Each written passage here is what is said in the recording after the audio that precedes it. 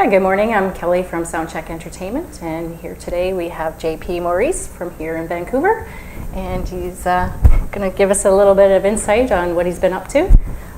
Nice to meet you. Thank you for coming. Nice to meet you too. So just tell us a little bit about how you came into the music business. Like, was it something you've always been into, or there's something that just basically... Yeah, pretty much. I played piano and sang from a very young age, and was really into sports and stuff when I was a kid. But when I got into my teenage years, I started really wanting to play music more and more. And when I was 12, the Beatles anthology came out. I really got into that, and I love the Beatles, and I watched that, and I was like, I want to start a band and start playing music. So, but yeah, I was in a Motown band in high school, and that sort of was the first place I sort of cut my teeth and like playing lots of gigs, and I met the guys in my first band there. Nice. And so now that you're into your solo career, do you write your own songs? Do you have like a team of songwriters that you work with? I wish I had a team of songwriters I worked with. No, I definitely take a lot of pride in my songwriting, and I think aside from being a performer of my own music, that I take a lot of pride in being a producer and a songwriter. I've tried and make a trip down to LA once a year and do some songwriting trips, just work with different writers down there. But yeah, I'm actually in a bit of a dry spell right now. I'm hoping like once this album comes out, I'll kind of start that next the next phase. But yeah, songwriting is probably one of my bigger strengths as a musician. And where do you get your inspiration from a lot of your songs? It's mostly singing about my life and personal things that happen to me. I think I'm actually in like a really good place right now, and that's a concern about why I'm not writing, and I'm wondering if it's like only traumatic events. Yeah. Put you in that headspace to want to write, but sometimes like you write a song about a friend or something that happens that's funny, or but mostly it's heartbreak and love and loss and those kind of things, or when you're going through those emotions, you're like thinking inwardly, and you want to be able to write something and get that off your chest, so to speak. So how would you describe your music? Like popish, or Popish. ballads and popish. It's so hard these days because everything is so cross, genres and stuff. Mom rock. Yeah, it's pop rock for sure. Yeah, it's one of those things that's hard to sort of define your own music, but yeah, I've always been really into pop music and melodies, and I like has like Paul Simon and Gord Downie and people who write, when there's poetry to their lyrics. I was really into Matthew Good growing up, and I always found him to be very poetic too. So I've always that's really been important to me in writing. But yeah, it's very based in pop for sure. Now, your first album, The Arborist, came out in 2013, and you just released an EP earlier this year, Girls. I noticed there was a lot of change in the growth. And I noticed with this new EP, to me, there was a lot of resemblance to like One Republic for me. Just wondering what kind of growth you went through from your first album to this one. Yeah, I mean, I played in a band for a number of years that was called Maurice, and but it would definitely function like we're all sort of equal partners in it, and we'd write everything together. And so The Arborist was sort of my first go at it alone. It was just me and my producer friend Adam Sutherland. So a lot of it was like, trying to write songs and sort of dial back a sort of like rock dynamic that was there, and try and figure out a different approach to it. But I think I was really sort of trying to figure out my sound and what I wanted to do, and with Girls and the Boys album coming out, because they were all sort of part of the same session. I think it's just a little bit more of that, sort of being able to figure out my sound a little bit more. But I definitely I became a partner in a recording studio in town, and it has a beautiful upright piano, so I started playing a lot of piano. And there's definitely that approach to a lot of the writing, because I grew up just writing on guitar and playing guitar mostly. So when you write from piano, I think it brings a different sort of vibe into the song, which is probably where the One Republic thing comes in. Yeah, so you have a new album coming out in January, album release party at the Rickshaw in January on the 12th. What can we expect from that night? I mean, I wanted to, when I did my release for the Girls EP, I was at the Biltmore, and I love the Biltmore, but I kind of wanted to bring it into a bigger room and have some great bands on the bill.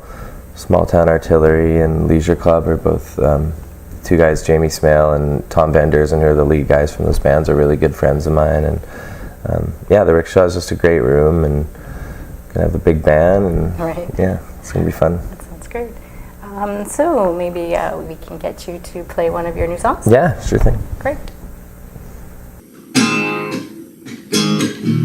Whoa, whoa.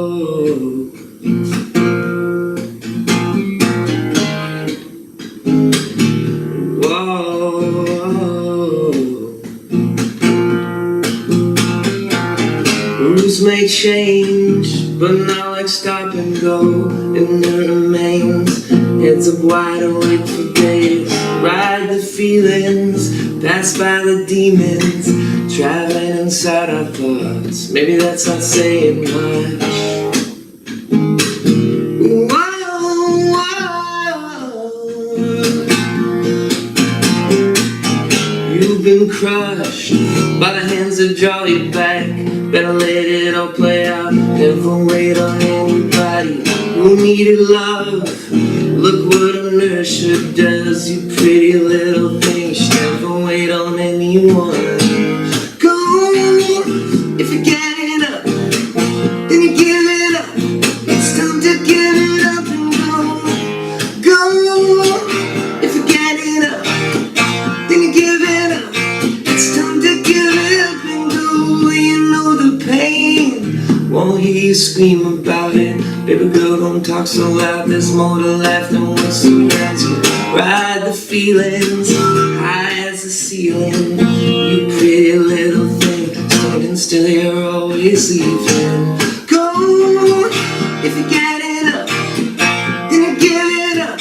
It's time to give it up and go.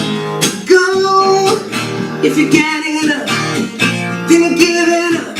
It's time to give it up and go. Go, if you're getting up, then you give it up. It's time to give it up and go. Go, if you're getting up, then you give it up. It's time to give it up and go. Whoa, whoa. It's time to give it up.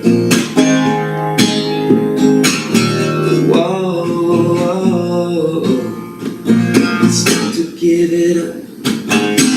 Go, if you get it up, then you give it up. It's time to give it up and go. Go, if you get it up, then you give it up. It's time to give it up and go. Go, if you get it up, then you give it up. It's time to give it up and go. Go, if you get it up, then you give it up. It's time to give it up and go. Whoa, whoa. It's time to give it up and go. Whoa, whoa. It's time to give it up. And that was awesome there, JP. Thanks for sharing that song with us. Thanks. Now, not only do you have the album release coming out next month, you also are involved in a new CTV show called The Launch. And it's, I believe it's filmed in Toronto. Mm-hmm. Can you just tell us a little bit about what this show is all about? Yeah, it's a brand new show, so everyone's really excited about it. But it's basically it's a new it's a reality TV music contest. They don't really like calling it that kind of show, but it's sort of like The Voice meets Dragon's Den. So you're like, it's all based around showcasing established artists, singers, performers, songwriters, with an opportunity to showcase for Scott Borchetta, who is who discovered Taylor Swift and has this Big Machine Records based out of Nashville. So it's sort of his brainchild. So it's him, and then you get to perform in a celebrity mentor and a songwriter producer, and if you're chosen, then you get to record a hit song. So it's sort of like the making of a hit song, and trying to show the general public what that looks like, and what an A&R meeting would look like if you're showcasing for people of that pedigree. So this is just a Canadian contest of some sort. Just Canadians across the country is. Yeah, it's it's all Bell Media and CTV and Scott Borchetta. So this is sort of the first go of the show, and they're hoping, if it's successful and does well, they can franchise it out to other countries. So they'd be launch Germany. I noticed they had a lot of really great mentors, not even just Canadian mentors. Who are some of them that are going to be there? Yeah, I mean, there's the first episode. I can say that basically the show, they're all standalone episodes. So the season premieres on January 11th. That's not the episode that I'm in, but and there's different mentors from each episode. So the first episode is Shania Twain. That's all. Oh, okay. They've released that, but I can't say who's the mentor on my episode. But yeah, there's Shania Twain, Nikki Sixx, Ryan Tedder from One Republic, Boy George. I always want to say George Michael for some reason, but not George Michael. No. Unfortunately. Yeah. So that's awesome.